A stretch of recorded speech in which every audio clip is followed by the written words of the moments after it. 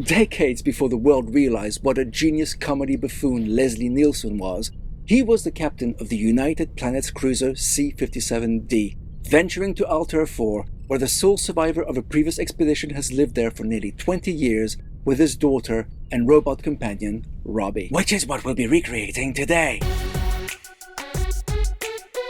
Robby is likely the most recognized cinematic robot of all time. So much so, he actually guest starred in numerous other movies and TV shows for years afterwards, like Lost in Space, Gremlins, Columbo, Earth Girls Are Easy, and so many others. How could the captain not include it in his collection? He looks incredibly round. That's gotta be a challenge. So what are we waiting for? Let's get building.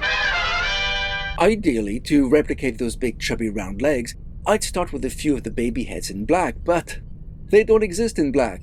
So let's scratch that idea and start with something we can actually use. You could always paint those heads in black. Remember the rules: no painting or cutting. Or gluing. Definitely no gluing.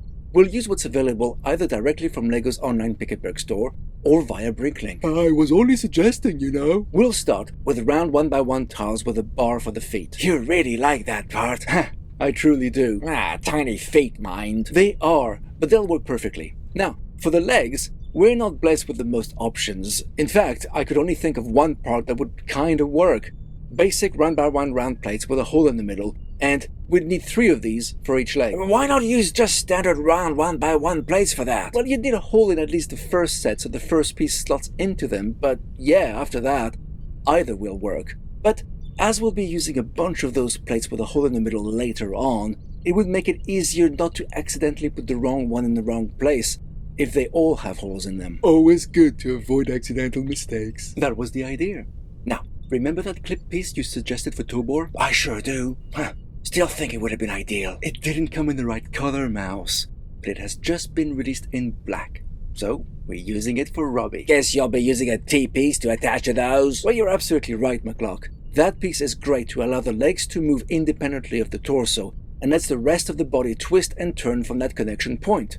You'll find I'll be using it a lot. Now, for the base of the torso, I experimented a bunch. It's a bit of a struggle to manage to replicate the very round nature of Robby at that scale, but I think this 2x2 dome piece does convey that effect quite well, don't you? So the rest of the robot will balance on that single stud? Yeah, I was a little concerned about this at first myself, but it turns out it works quite well since we don't venture too far out from its center of gravity.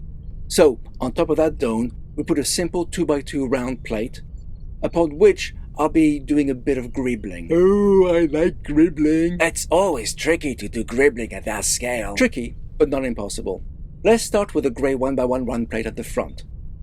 Going anti-clockwise, we're adding a round plate with a 1L bar for the left shoulder, then a round 1x1 plate at the back, and another round plate with a 1L bar for the right shoulder. Thin, stick-like shoulders. Yes, but my trick of using a 1x1 round plate with a hole in the middle to beef up the arms of Simeon and Tobor works well here too. That's why you needed plates with holes throughout. Correct.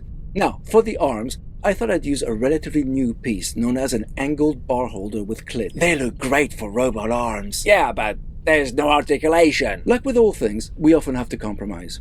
As we saw with Simeon, adding elbow articulations to those arms makes them pretty long, which wouldn't fit Robby's design. Moving on. We're using claw pieces for the hands, and in between these two parts, we're sliding in another set of 1x1 round plate with a hole to beef up the wrists. Next is Robby's front grill-like voice box. For it, I thought I'd use a quarter tile in dark turquoise. Now, if you look at Robby, he's got some radar-like protrusions on either side of its head. To accommodate this, a 1x1 modified plate with a vertical clip is on the left, then another quarter tile piece for the back, and a 1x1 modified plate with a horizontal clip is on the right.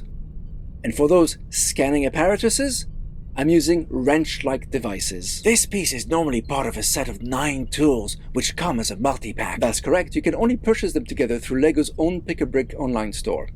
But you can get them separately via Bricklink. Now, we're on to Robby's head. We start with a 2x2 round plate, followed by a handful of 1x1 round plates in a couple of colors. Although you can use either pieces with holes or not, You have to use a regular round 1x1 plate for the top. Yeah, you don't want to see a hole at the top of its head. And to finish off, a transparent dome piece rests on top of it. And there you have it. 37 pieces to create Robby the Robot at minifig scale. He's pretty tall, mind. At this scale, the more detail you put in, the trickier it is to fit it all in a small package. But you're right, he's a little taller than his movie counterpart. But I think all the details we were able to cram in are worth the extra height. But what do you think? Would our version of Robby take pride of place in one of your futuristic settings? Let us know in the comments. And if you like what we do, And how we do it, and you feel you'd like to help us out, please consider joining our Patreon. as long as you can afford it, of course. The link's in the description and pinned comment. And we'll speak to you again Next time, on the Year of the Robot. Somebody should really figure out where this is coming from. Come on, let's go take a look. Danger, Will Robinson. Danger.